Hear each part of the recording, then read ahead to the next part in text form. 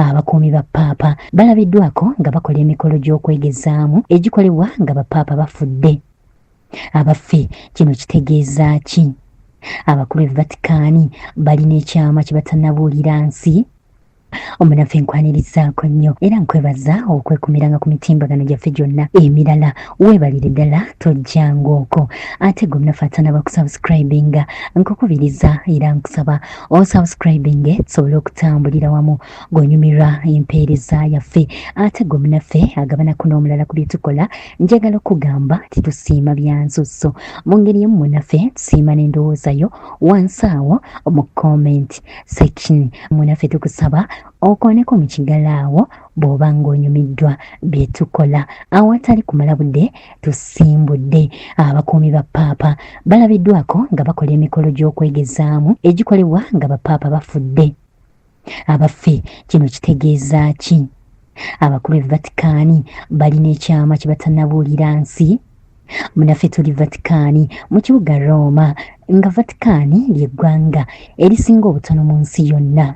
Sabbiiti ewedde ku Lwokutaano nga 14 abangi lwe mwakuzanga Valentine oba olunaku lw'abagalana, Paapa Francis yaddusibwa mu ddwaliro erimanyiddwa nga Policlinico Agostino Gemelli erisangibwa mu kibuga Roma.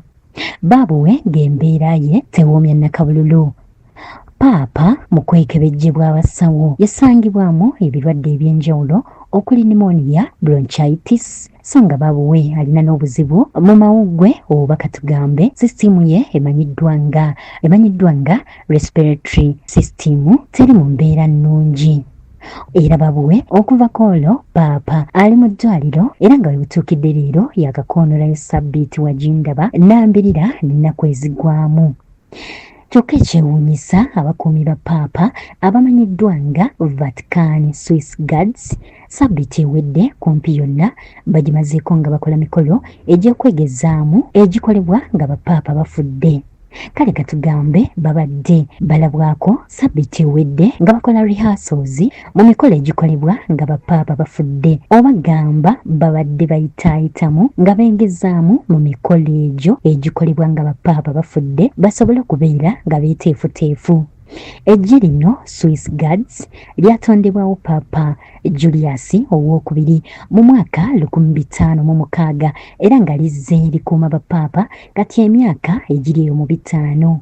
Kyokka yadde ly'eggye erisinga obutono mu nsi yonna, naye ggye ddala ettendeke era nga ggye eryetongodde okuva ku ggye ly'eggwanga erya Switzerland. Abasirikale mu ggye lino basasulwa era nga baweebwa emmere ne basula okusinziira ku madaala gaabwe, wabula tebakkirizibwa kuwasa okutuusa nga bamaze okuweereza mu ggye lino emyaka wagindaba 5 mirambirira. Okusinziira ku mukutu gw'amawulire ogwa Economic Times n'emirala, eggye lya paapa lino sabbiiti ewedde libadde lyegezaamu ku mikolo gy'okuziika, so ng'ate ne paapa okusinziira ku mukutu guno baabuwe alabika atidde bwe yagambye nti ayinza obutasumatuka lukyala lwa ddwaliro luno. Mu kaseera kano Paapa Francis aweza emyaka egy'obukulu 88, wabula olukiiko lw'abakaridinaali olukwatibwako obutereevu ku nsonga z'obwapaapa lugamba nti singa embeera ya paapa yeeyongera okujabagira agenda kuteekebwateekebwa olwo nno asobola okuwandiika ebbaluwa erekulira obwa paapa. Kyokka yadde nga biri bityo, baabasawo mu ddwaliro gy'ali bagamba nti embeera ya paapa teri mu katyabaga, wabula nga bw'omanyi abasawo oluusi tebatera kwasanguza bintu mangu olw'ensonga ezitali zimu. Kale no munaffe yonna gy'oli omutukuvu Paapa Francis muteekeko mu ssaala, kubanga naye musajja wattu alabika ng'olukyala lw'eddwaliro luno ku mulundi guno alutidde nnyo. Baabuwe atuuse n'okulowooza nti oba olyawo taasimatuke musajja wattu. Ago nno ge gava e Vatican mu kibuga Roma.